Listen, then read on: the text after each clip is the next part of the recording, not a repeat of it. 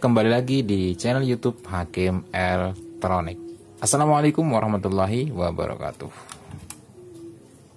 Pada kesempatan kali ini saya mendapatkan sebuah servisan mesin televisi bermerek Panasonic dengan kerusakan mati total ketika dicolok listrik. Itu MCB-nya ngetrip atau anjlok. Ya, itu sudah jelas kerusakan pada power supply. Power supply sebuah mesin Panasonic itu menggunakan FET. Sebelum berlanjut untuk menganalisa kerusakan atau mencari kerusakan, saya bacakan dulu untuk nilai komponen, terutama komponen yang penting. Yaitu yang pertama adalah FET-nya sendiri. Di sini FET bernilai atau seri K3190 untuk FET-nya. Oke, ini dia FET-nya K3190, dan transistor horizontal menggunakan D2499. Untuk FBT-nya serinya hilang, nanti saya cantumkan saja di deskripsi ya. Untuk IC vertikalnya menggunakan seri LA7840 yang sisir ya, bukan yang zigzag tapi yang sisir. Dan untuk IC kontrol di sini menggunakan seri M1873284. Untuk IC kromanya sendiri menggunakan seri berapa ini? Bentar, belum kelihatan ya. Serinya yaitu menggunakan M52770A Mitsubishi. Untuk tunernya menggunakan, ini dia serinya, kebalik. Untuk seri tunernya menggunakan berapa ini? Apa nggak kelihatan? Di sini kita lihat di belakang aja. Untuk tunernya masih analog ya. Tunernya masih analog, belum digital atau PLL. Dan IC audionya menggunakan seri LA4289. Oke, itu dia untuk komponen yang pokok. Kemudian kita lanjut untuk menganalisa kerusakan atau mencari kerusakan dari mesin televisi Panasonic ini. Ini kerusakannya adalah MCB-nya ngetrip atau anjlok ya. Dan setelah saya lihat di sini ada sebuah komponen. Ini jenisnya NTC ya. Ya, ini jenisnya NTC, ini pecah. Ya, kelihatan ya teman-teman ya. Ini NTC-nya pecah. Sampai pecah itu berarti ada konsleting di bagian sekitar FET. Bisa juga kapasitor, bisa juga FET-nya itu sendiri. Cara mengeceknya seperti apa ya? Karena ini NTC-nya sudah pecah, ini otomatis nanti kita ganti untuk NTC-nya. Dan kita cek lagi yang lain. Kita cek menggunakan multi, taruh skala pada kontinuitas atau buzzer ya.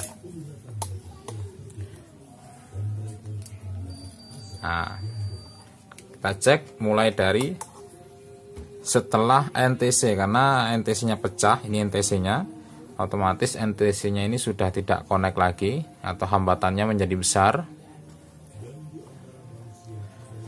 Berarti yang kita cek adalah dari NTC yang masuk ke FET dan elko besar ini. Kita cek untuk elko-nya di sini. Ya, elko-nya sudah terdeteksi konslet ya, short ya. Kalau yang untuk diodanya di sini aman. Bentar, ini multinya sudah tua ini teman-teman. Untuk dioda masih aman. Setelah masuk elko sudah terindikasi short. Ini kerusakan ada di mana? Karena ini masuknya ke FET. Ya, ini FET-nya juga short dari pin drain ke short. Untuk gate-nya masih aman. Ini ada kemungkinan bukan dari FET-nya ya. Karena kalau FET itu short biasanya ketiga pin ini short semua. Itu biasanya. Namun takutnya tidak biasa ya. Ini terdeteksi short untuk pin drain dan shortnya antara ya pin ground dan pin drainnya. Kita telusuri lagi ya sebelum kita mengganti FET-nya. Ini shortnya. Ini juga kapasitor terdeteksi short. Ada dua kapasitor yaitu C824 dan C822. Di sini terdeteksi short. Oke, ini masuknya ke transistor, transistornya aman. Terus ini masuknya ke IC regulator. Ini IC regulatornya juga terdeteksi. Ya, ini IC regulator ya. Coba kita cek lah. IC 801 itu adalah IC regulator untuk tegangan B+ yaitu SE90 ya. SE090 itu yang menandakan bahwa B+ nya adalah 90. Ini ada kemungkinan ya, kita cek lagi aja untuk tegangan B+ nya. Oh, B+ nya aman. Baik. Untuk memastikan saja, biar tidak mengira-ngira, kita lepas saja untuk FET-nya. Tapi ini saya tidak yakin untuk mati atau tidak. Kita lepas saja.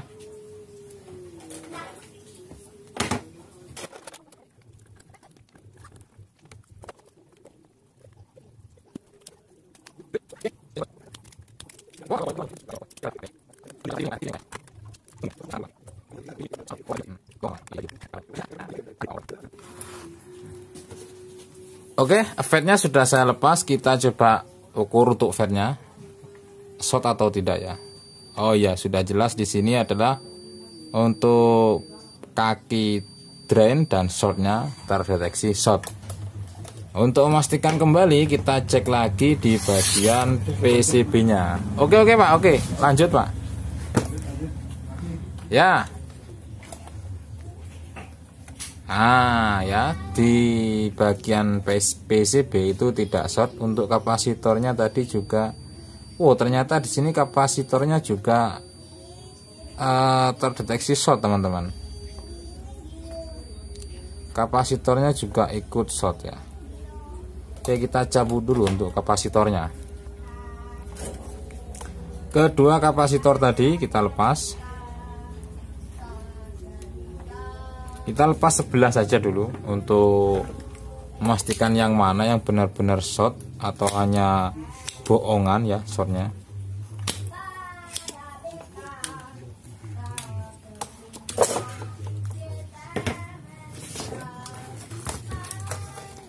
Kedua kapasitor ini ya tadi ya, kita lepas saja seperti ini, angkat kakinya satu.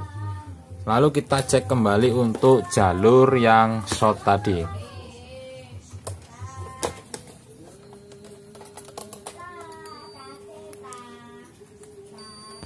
Ternyata masih short.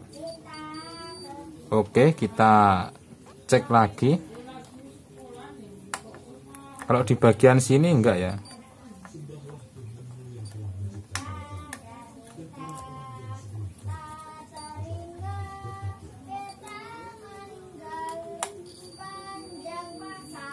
Apakah mungkin diodanya?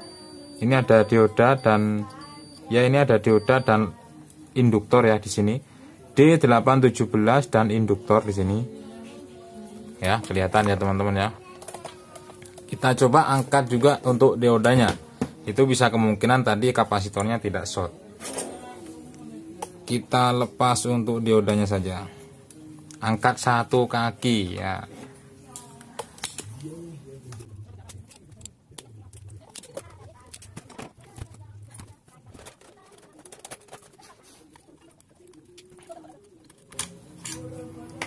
Oke, dioda sudah saya angkat satu kaki ini ya. Kita cek aja langsung diodanya sini, lewat sini. Ternyata tidak short. Sebentar. Ini shortnya itu di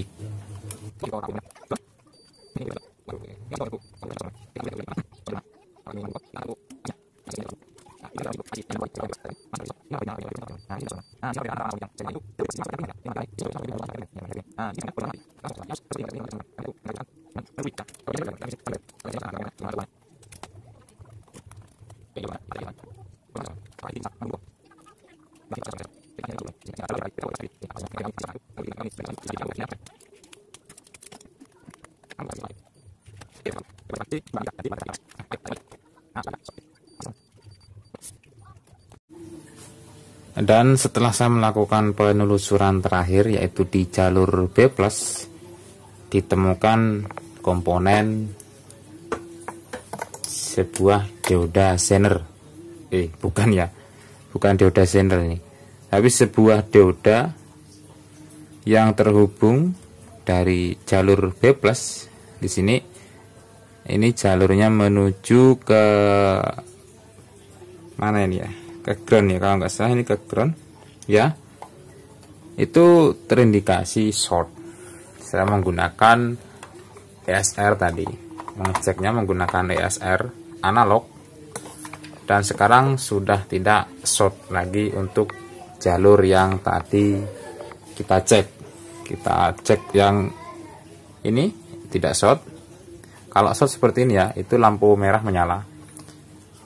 Nah, elko yang tadi di sini short sekarang sudah tidak, dan yang di sini juga sudah. Oh belum, ini belum beres. Yang ini belum beres, yang ini. Apa ini FBT ya? Nah itu nanti aja. Yang penting jalur B+ sekarang sudah tidak short lagi. Kita cek untuk diodanya.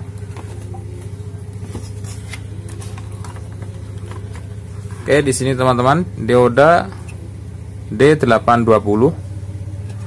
Untuk serinya belum saya ketahui, belum saya cek. Kita cek lagi aja untuk diodanya. Dan benar saja ya teman-teman ya, untuk diodanya short. Teman-teman bisa lihat indikator di sini. Saya cek, diodanya short ya. Balik ya, ternyata benar-benar short. Kita cek dulu untuk serinya berapa.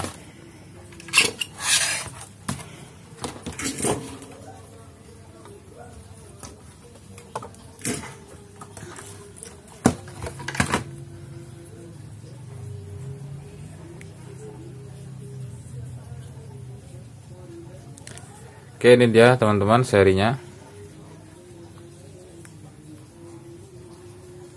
R2K ya, R2KS serinya.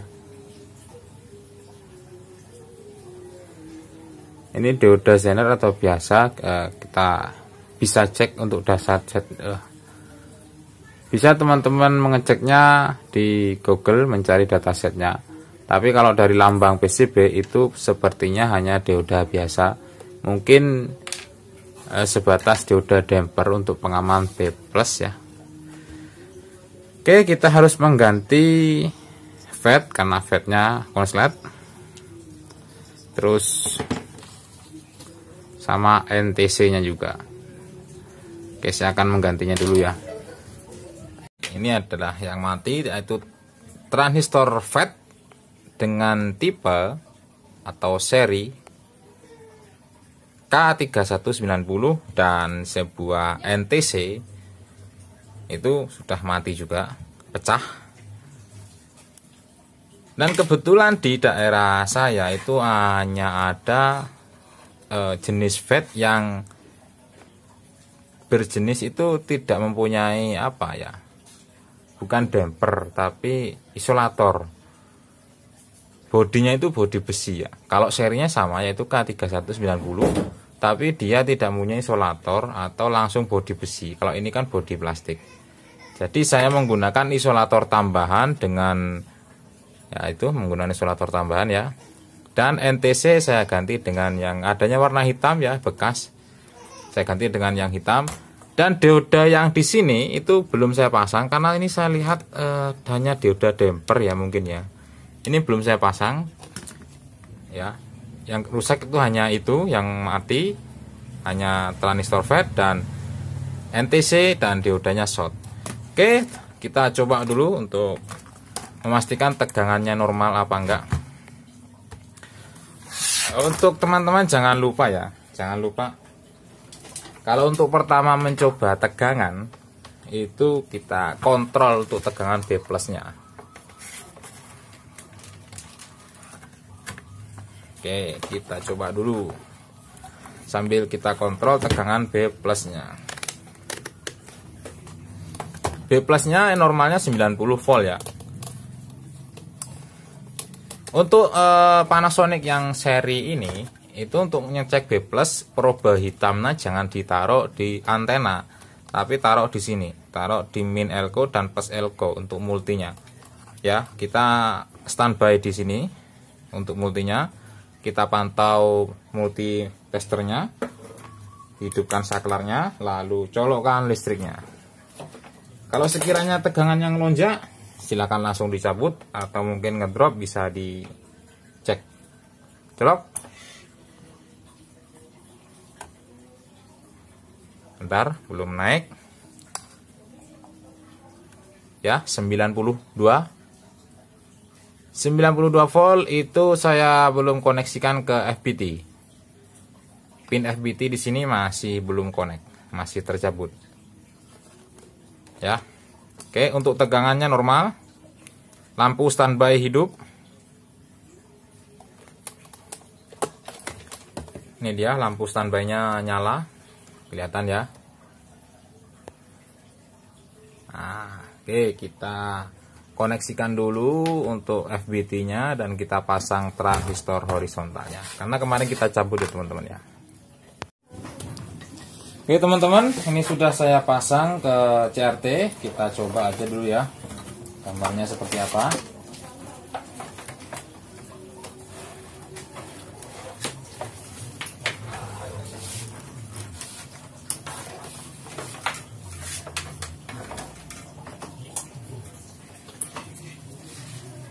Dan FBT langsung bekerja, kita cek gambarnya seperti apa. Wah, ternyata gambarnya bergaris. Ini ada kerusakan di bagian elko sepertinya ya. Kita cek aja elkonya satu persatu dulu, karena kemarin kita belum sempat cek elko ya teman-teman ya. Oke, kita cek elkonya dulu.